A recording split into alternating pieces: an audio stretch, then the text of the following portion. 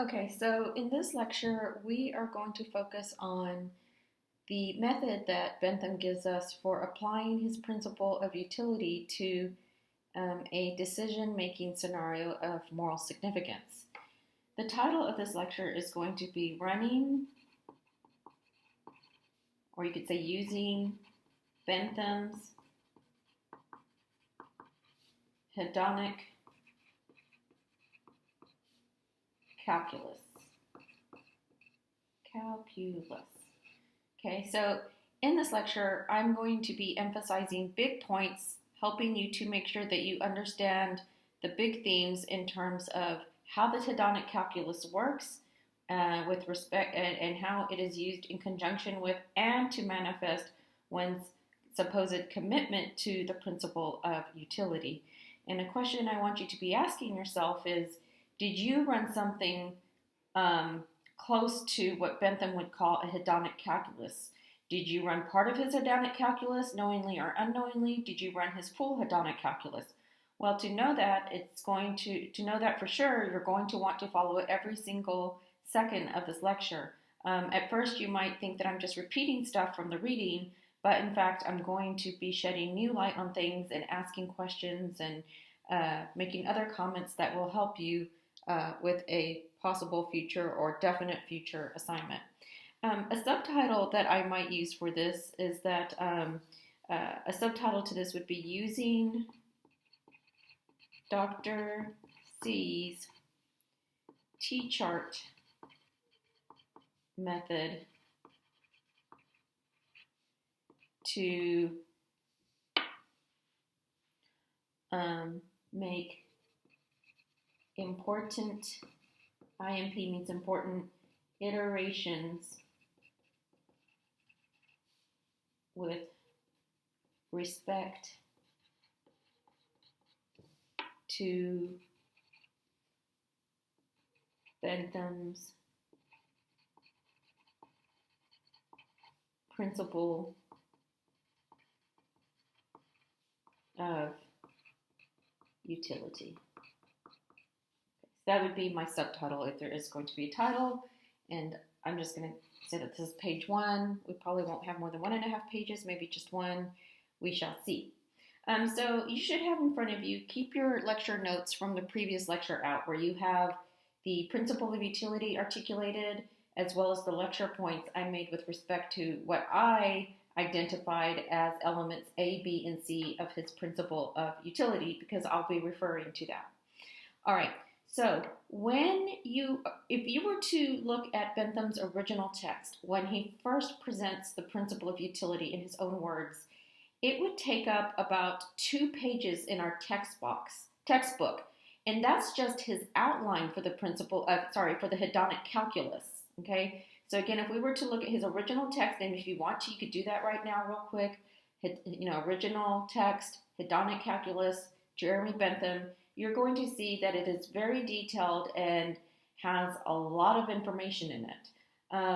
So much so that even Bentham says that what he presents is basically an outline, and that you just have to come as close as you can to what he presents as the calculus to use to determine whether an action among a set of actions or options is right or wrong.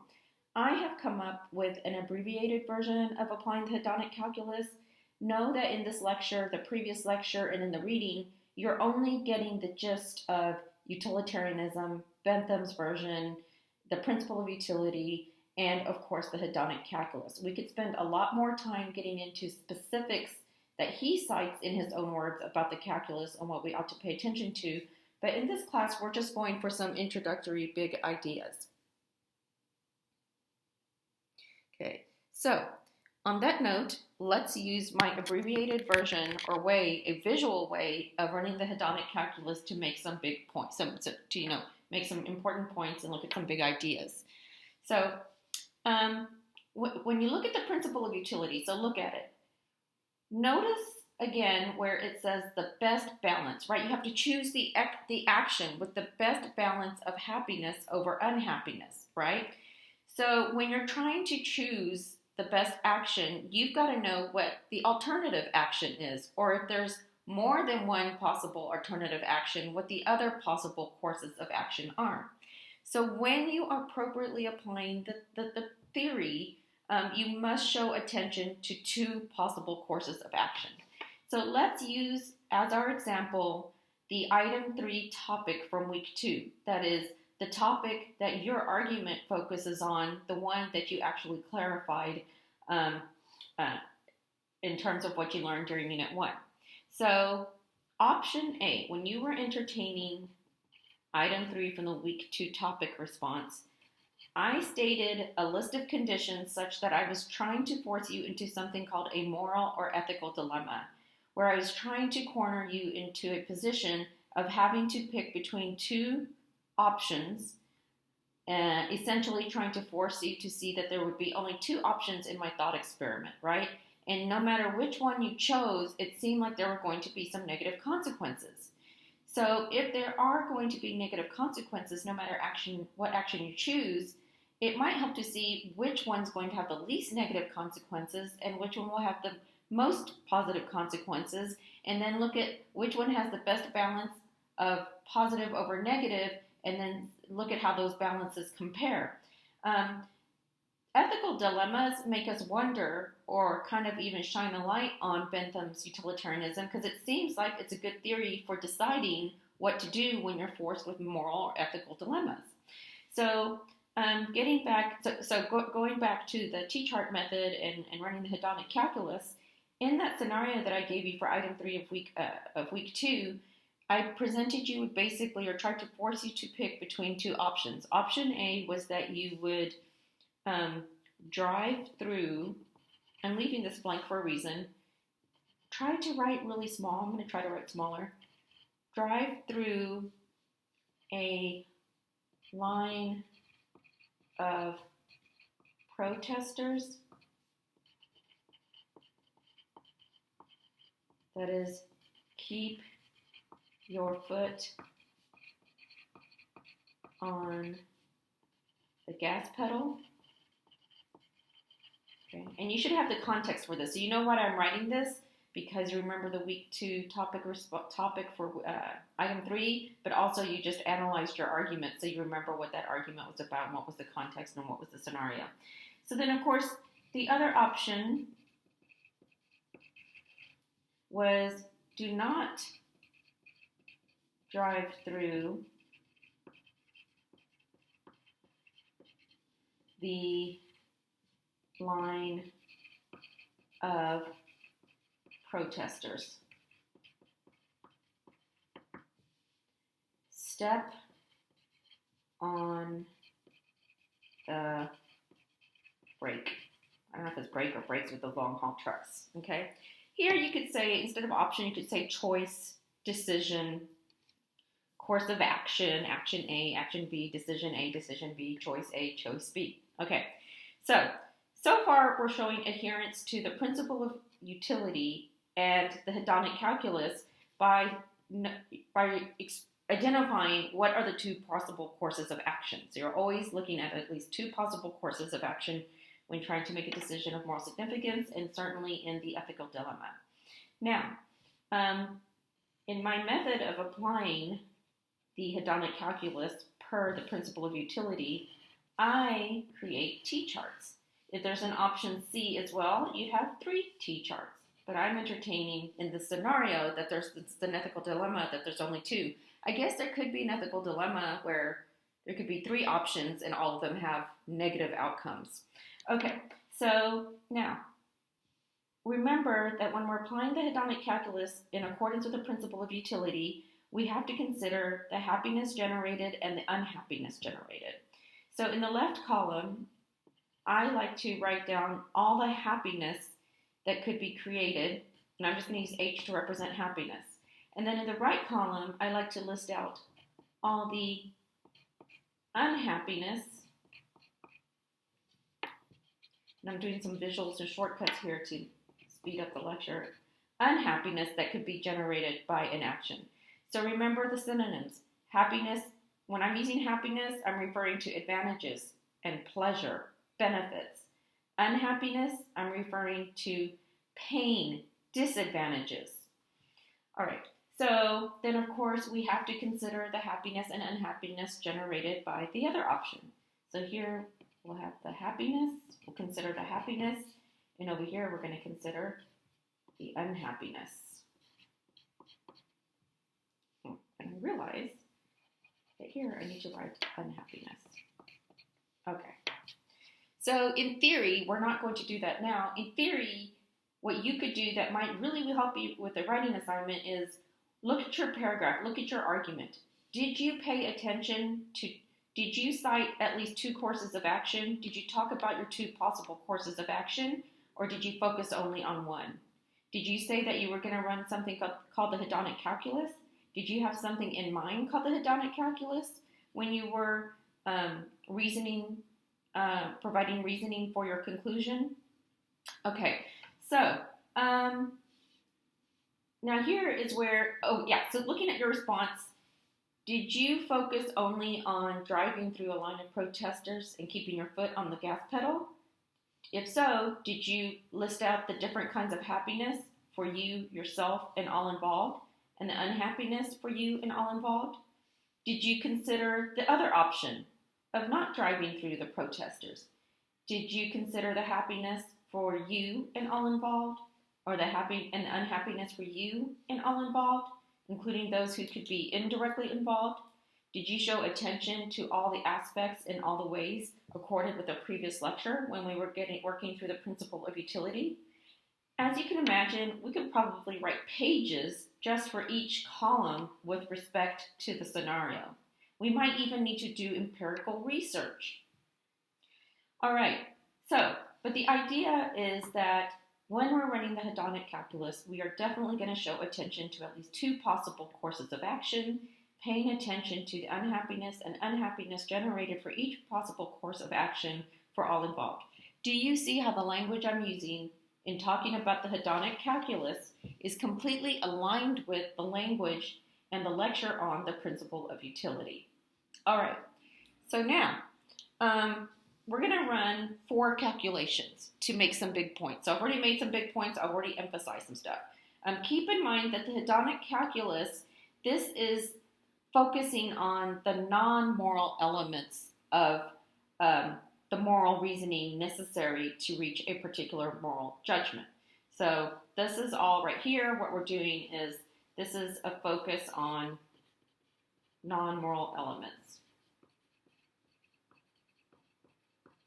And you should know what I mean by those terms because of the lecture that you followed on moral statements and non-moral statements, particular moral judgments, and general moral principles. Okay, so we're going to run 4 calculations to make some big points. So imagine calculation 1. So this is why I left some room out over here. So calculation 1. I'm going to fold this piece of paper. Give me a second. Okay. So calculation 1. Let's imagine that in calculation 1, we list out all these positives, right? According to various factors for all involved. And then we list out all these negatives. And it could be anything and everything. So I'm just saying we fill up the list, right? For these on both sides. We're not going to actually write anything down. You in your argument wrote some stuff down. Okay, could be anything. All right. So let's just say, hypothetically speaking, all right, that you apply points to all of this stuff here. Okay, you apply points to everything. And let's just say that in your calculation, based on your reasoning, based on the factors and outcomes that you considered, that you end up deciding that option A is going to produce 100,000 units of happiness and 50,000 units of unhappiness. Okay? That would mean that the balance of happiness, right, is greater than, that the amount of happiness is greater than what? The amount of unhappiness. Now, this in and of itself does not tell you that option A is morally correct, and that's a big mistake that people make. What did you do in your argument? Did you just consider one option, look at the pros and cons, and then just make your decision based on that? Or did you look at a second option as well? You have to look at two possible courses of action. If Bentham looked at your argument, might he critique you for only considering one action? Or might he praise you for considering both possible courses of action? Would he then praise you? What would he say about what would he say about this? Would he say, yes, you considered the happiness for both options? Yes, you considered the unhappiness for both options. What would he say about your adherence to the principle of utility? Would he say, oh, I see you used my hedonic calculus? So what I'm doing, guys, is I'm throwing in hints, I'm throwing in points, I'm throwing in questions to help you with your writing assignment as it's related to this lecture.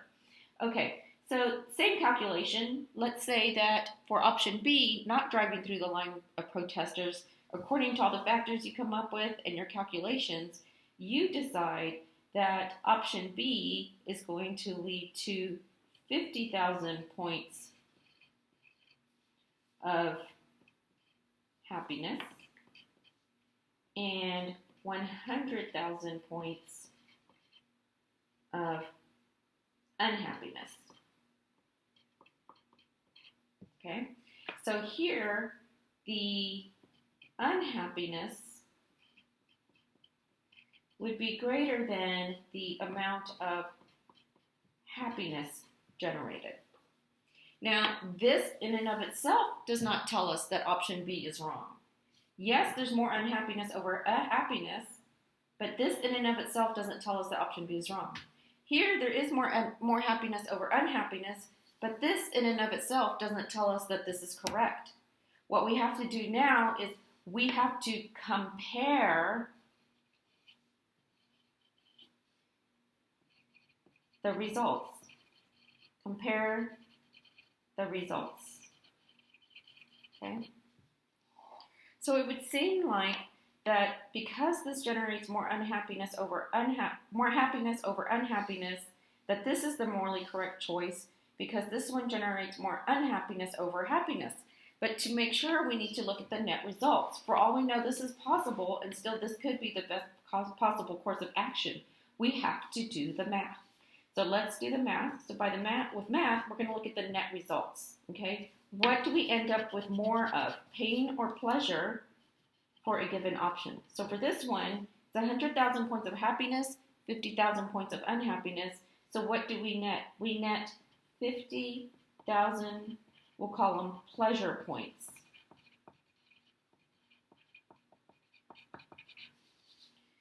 For this one, what do we net? We're going to end up with more pain points or more pleasure points? We're going to end up with more what? Pain. We net 50,000 pain points. All right, so now let's look at that. So now look at this. Okay, so we have this as part of our decision making, but now we need to look at this. This one is going to result in 50,000 pleasure points, even when we take into account the pain points, right, the unhappiness. This one's going to result in 50 more thousand points of pain among humanity, even when we take into consideration that some happiness will occur. So, given our analysis, given the math, given the factors that we considered for two different options, what is going to be the morally correct action given the hedonic calculus, which is supposed to reflect adherence to the principle of utility? Is it going to be action A or action B? I hope you said action A. All right, so we're going to look at three more scenarios. So now let's look at calculation 2. That's supposed to say calculation 2, by the way. All right, so now I'm going to fold this so that I can keep my formatting good.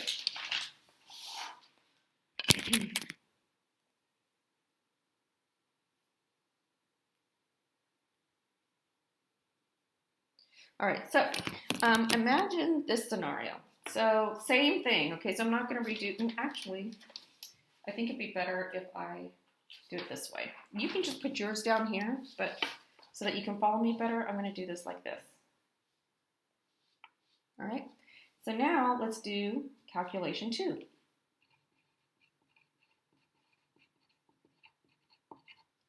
Now imagine that you consider all these factors and you decide that this option will generate 5,000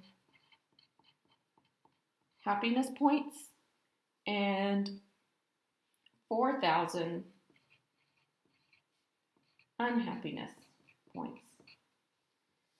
For option B, according to this calculation, you decide that this is also going to generate 5,000 points of happiness and just a little bit more in terms of pain points or unhappiness points.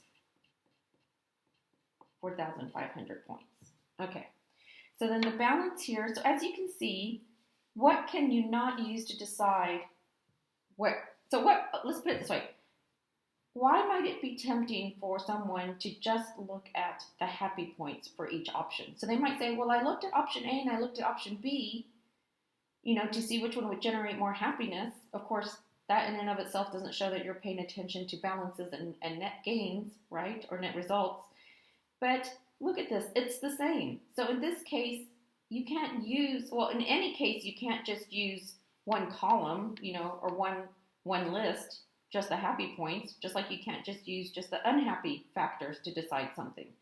But in this case, what really drives home the point as well is that in this case, we could have a scenario where the calculation results in the same number of points for happiness. Some of you might want to say, well, then let's just go to the unhappy points. Again, the point still stands. You cannot be a utilitarian and properly apply the hedonic calculus and hence properly apply the principle of utility if you're focusing only on the negative consequences, even if you're looking at both options. Again, you have to look at the net results for each option and look at the best balance of happiness over unhappiness for each possible course of action.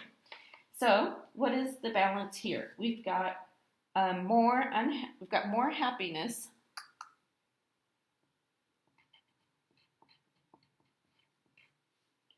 over unhappiness in calculation 2 for option A, and it's the same thing here. We have more happiness over unhappiness for option B.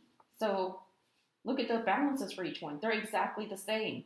Now the percentages might be different, the numbers might be different, but the general idea is the same, right? So they both generate more happiness over unhappiness. So you can see how important it is then to look at net results. So then the net result would be what here? Are we going to end up with a greater amount of pain or pleasure or the same? We don't know. So we have to do the math. So we're going to have 5,000 pleasure points minus 4,000 pain points. The net result is that we still end up with 1,000 more pleasure points than we had before. Or we could call it pleasure experiences, benefits, advantages. Over here, what is the net result? The net result is that we end up with what? So 5,000, 4,500, we end up with 500 pleasure points.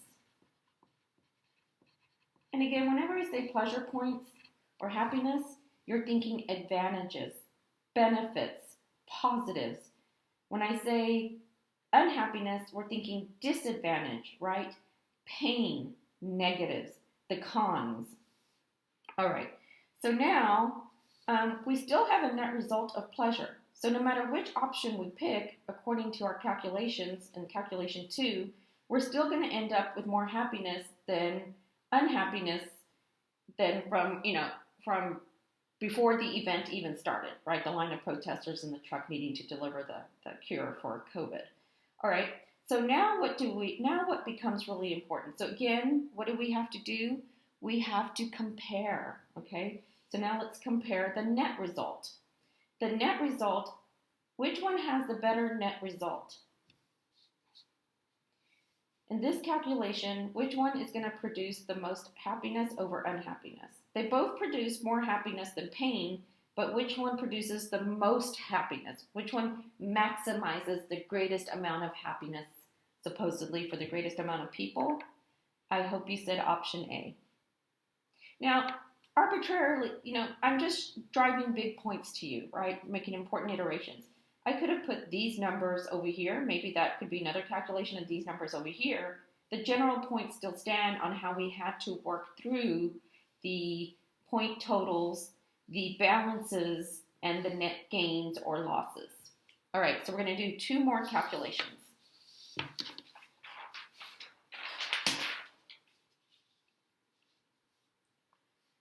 So calculation 3.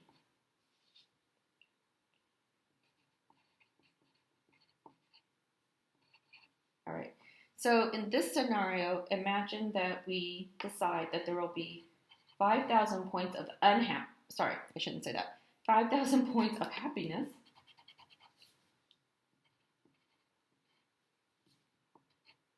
Okay.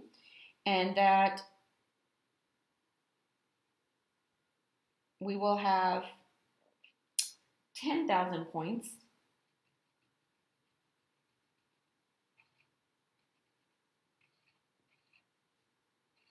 of unhappiness. Okay. And then imagine in calculation 3 for option B, we have 10,000 points of happiness and 20,000 points of unhappiness. Okay, so what are the results here? So we've got 5,000 points of happiness, 10,000 points of happiness. Okay, so again, you can't just assume that because the number of the amount of happiness generated by option B according to this calculation is higher than this one, that this will be the morally correct action. You're not running the full hedonic calculus. You're not showing full commitment to the principle of utility. You can also not make the mistake of thinking, because if you do that, then you're going to think option B is right. Okay. If you pay attention only to the negatives, the cons, the disadvantages, the pain, then you might be tempted to say, well, this one's the morally correct one because it generates less pain. But again, allow me to emphasize, to drive home the point.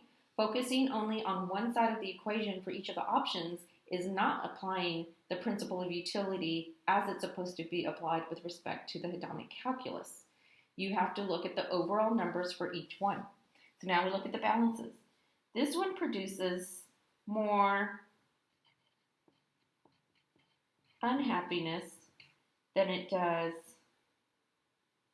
happiness. Sometimes I want to change the faces and I need to stop that. Okay.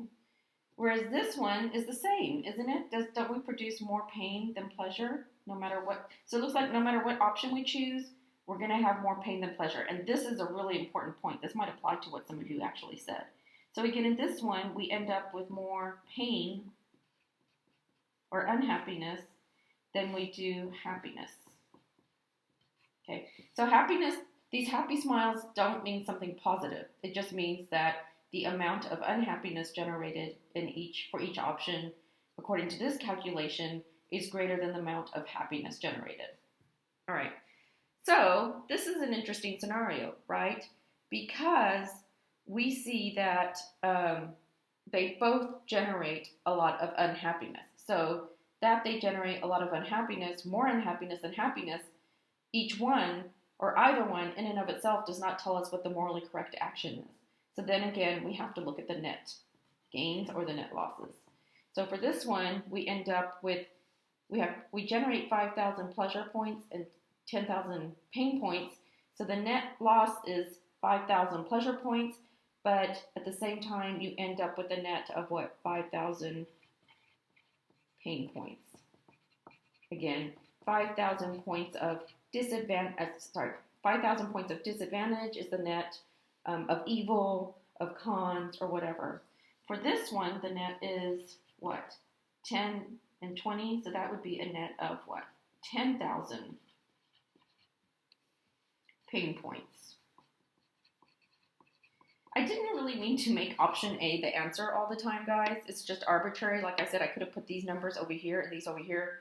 And I don't mean to say that theory is arbitrary, though that's certainly criticism of it.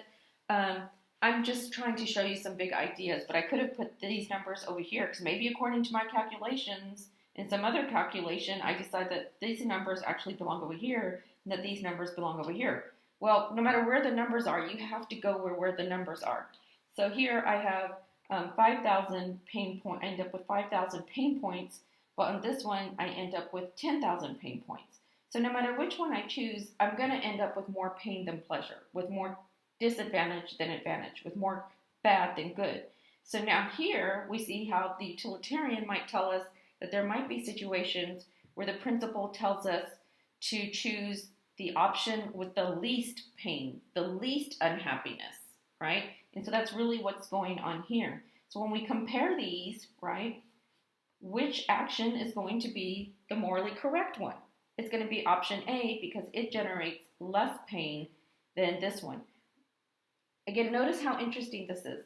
This option B might, in our calculations, generate a lot more happiness than option A, but you have to look at the balance. You have to look at both the pros and cons for each action, and then you have to compare the balance of happiness over unhappiness from one option to the next.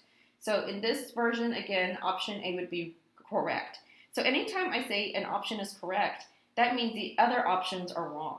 If option A is the morally correct one, that means in this example that I'm using, the option B would be the wrong action to take. It would be the morally incorrect one. Okay, so one more example. And again, I'm not trying to convince you guys that option A is the morally correct one. I'm not saying that a utilitarian would definitely say that. It's going to depend on the mathematics, how many factors you consider or whatnot. Like I said, I could have switched these numbers around to make the same general point about how you make a decision using the hedonic calculus in accordance with the principle of utility. So calculation, one more, number 4. And I'm going to use a new sheet of paper.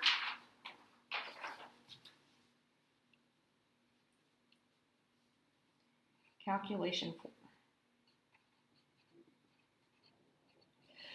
4. So this is an interesting one. So now I want you to imagine that you decide that with this action A, you generate 1,000 points of happiness. And you generate 500 points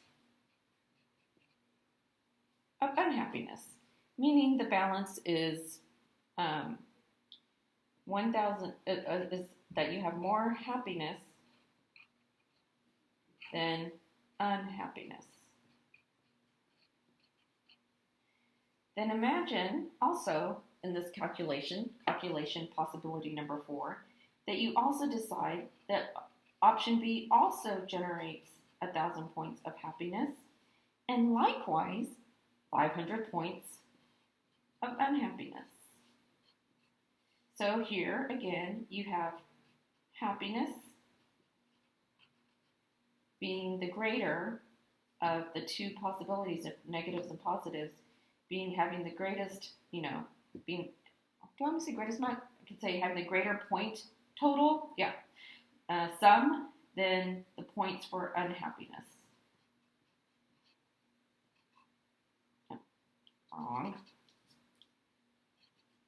Okay, so notice that these are the same. The sums for happiness and unhappiness for each action is the same according to this possible calculation, right? Hence, this diagram or this graphic is the same. So, of course, we know that at some point we might need to compare. When we compare these, is there any difference? No, they're the same. So in this scenario, what do we see? Either option is morally permissible. Why? Because no matter what action you take, according to this calculation, the results are going to be the same in terms of the net happiness and the net pleasure. So, of course, we want to double check. The math is pretty obvious, but we're going to do it. So this would result in what? A net of 500 pleasure points. And this would result in a net of also 500 pleasure points. So either action is morally permissible. It would not be wrong for you to do option B instead of option A, and vice versa. It would be morally correct to do option A instead of option B, and vice versa. Okay, so there are a lot of criticisms. You might have a lot of questions and concerns about the theory and the calculus, and maybe even have some objections to it.